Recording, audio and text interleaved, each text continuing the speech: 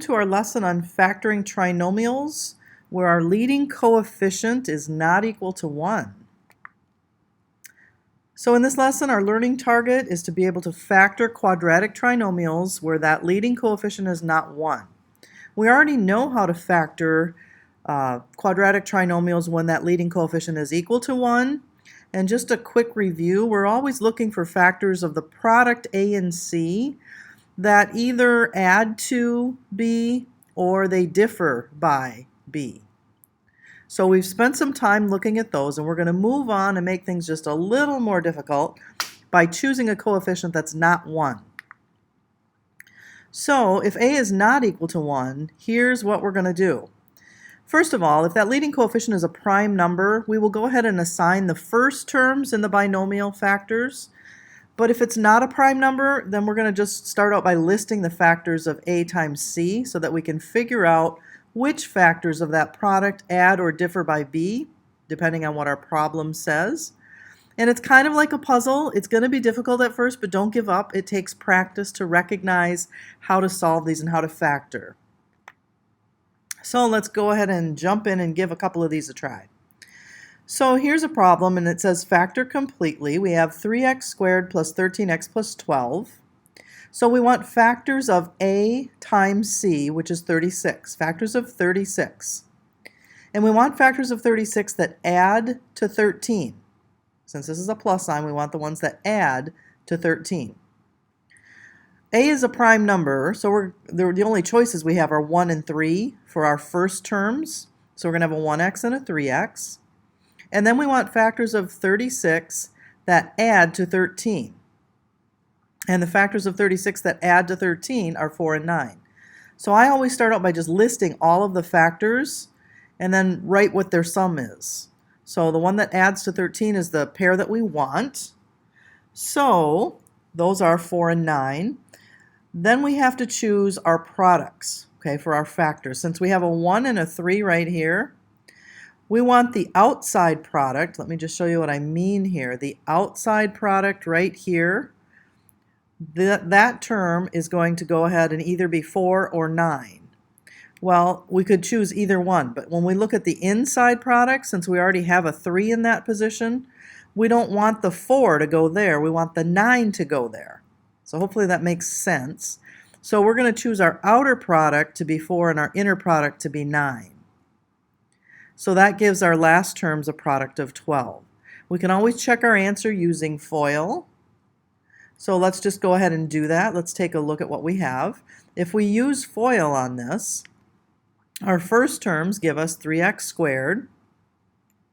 Our outside term is plus 4x. Our inside term is plus 9x. And our last term is plus 12. And you can see that if we go ahead and add our outside and inside term, we do get that 13x. So this does work. All right, so on this slide we have two more examples, 4x squared minus 23x plus 15. So this time when we multiply A times C, we get 60. And we want factors of 60 that add to 23. So let's list the factors of 60. And there they are, 1 and 60, 2 and 33, and 24 and 15, 5 and 12. Which of these pairs, when we add them, give us 23? Well, you can see that the pairs that add to 23 are 3 and 20. So we're going to go ahead and use 3 and 20 as our outer inner pair. One of them is 3, one of them is 20. You can randomly assign those for your outer and inner. It doesn't matter which one goes where, but we will start building from that point.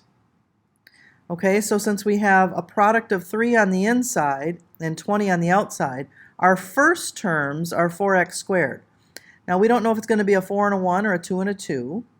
So I suspect it's going to be a 4 and a 1. Since we need a 20 here, it would make sense to put a 4x and a 1x for our first terms. And then if this is a 4 and this is a 1 and we need a product of 3, we'd have to assign this to be a 3. And if this is a 4 and it needs to be a product of 20, that makes this term a 5. Now we need to assign the signs. The factor signs are the same and they are both negative. So there we have our factored binomials that give us the trinomial. Let's check out the next one, example C. So first of all, we can look at that and see that we have a greatest common factor that can come out first. All of these have a factor of 2, so you want to take that out first to make our work a little easier. Then we're going to just try to factor this trinomial. So again, A is 3, C is 4. We want factors of 12 that differ by 4 because it's a subtraction sign. So let's list the factors of 12. Now when we subtract these, which pair gives us 4? And that would be 2 and 6. So again, let's assign a 2 and a 6 to our inner and outer combination. Our first term is a prime number now, 3x squared. So we need to have a 3 and a 1. We're not going to put the 3 in this position because we need to get a factor pair of 2. So we're going to put the 3x on the outside and then the 2x or the 1x on the inside. So if 1x is here and our product is 2, that makes this a 2. If we have a 3 here and our product is 6, that makes this a 2. So our last terms do give us 4. And then the signs are different. This is the sign of the bigger factor pair, is positive. 6 is bigger than 2, so it gets the plus sign, and then 2 gets the negative sign. And you can always check using FOIL. And there's that 2. Keep that 2 out front that you took out in the beginning. All right, here's a couple more. In this example D, we want factors of 40 that differ by 3. So we could go ahead and list those factors of 40. We could have 1 and 40. We could have 2 and 20. What else do we have? 3, 4 and 10, and 5 and 8. So when you look at that, which of those factors, when you subtract them, differ by 3? And it looks like 5 and 8. So I'm going to go ahead and write my parentheses. Okay, one of my factor pairs will be 5. One of my factor pairs will be 8. So my first term is 2x squared. Would it make sense to put the 2x here or here? Okay, so our first terms right here, these two are coming from 2x squared. It's a prime number.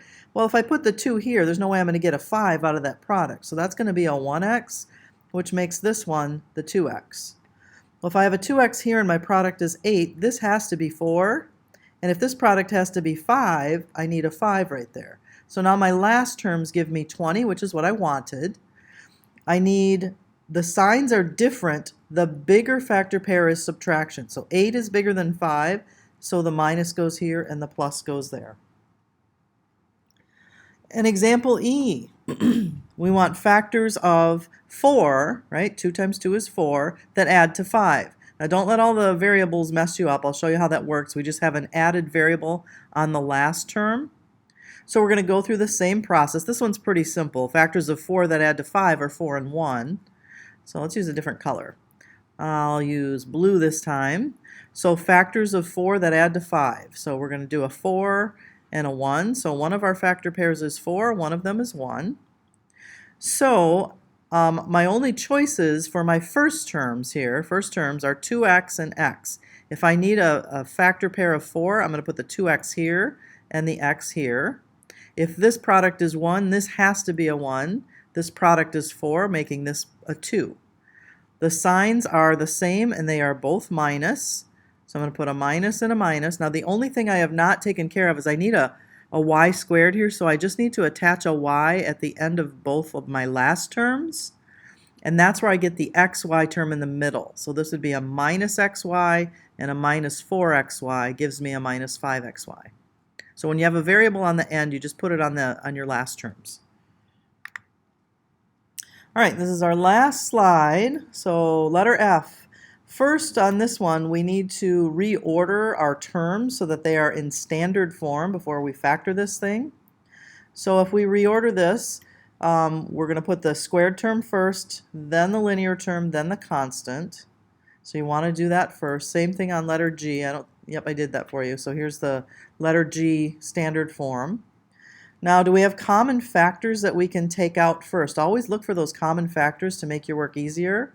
And we can take out a 2, leaving us 7x squared plus 16x plus 4. And now we can go ahead and try to factor this thing. We want factors of 28, right? So we have 1 and 28, 2 and 14, and 4 and 7. and we want factors of 28 that add to 16. Well, that would be our 2 and our 14. So again, let's randomly assign our outer inner. One of them's 2, the other one's 14. So I have a prime number, 7x squared. So I'm going to put the 7 here. If my factor pair is 2 here, I want that to be a 1x and then a 7x for the first term. Well, 7 times what gives me 14? That has to be a 2, and I need to have a 2 here, so this has to be a 2. Now notice my last terms give me, right here, give me that plus 4. The signs are the same, and they are both plus. So your factored binomials are 2 times 7x plus 2 and x plus 2. Now the order of your two binomials does not matter. If you had x plus 2 first and 7x plus 2 second, that means the same thing. Over on the right-hand side, we have a common factor of 3. Let's take that out first, and we end up with 2x squared minus x minus 3. So now we're looking for factors of 6 that differ by 1. And factors of 6 that differ by 1 are 3 and 2, right? So I'll go ahead and set up our parentheses. Factors of 6 that differ by 1. Our choices are 1 and 6 or 2 and 3. We don't have a lot, right? So the ones that differ by 1 are 2 and 3. Those are the factor pairs we want. So one of them's a 2, one of them's a 3. And our first terms have to give us 2x squared. So I'm going to assign the 2x here and the 1x here. Hopefully that makes sense. Since this is a 3, we wouldn't want the 2x here. Well, now I need a 3 here to give me the product of 3 and a 1 here. And 1 times 3 gives me the 3. The signs are different. The bigger one's minus. 3 is bigger than 2, so it gets the minus sign. And this one gets the plus sign. And there you have it. We'll see you in class.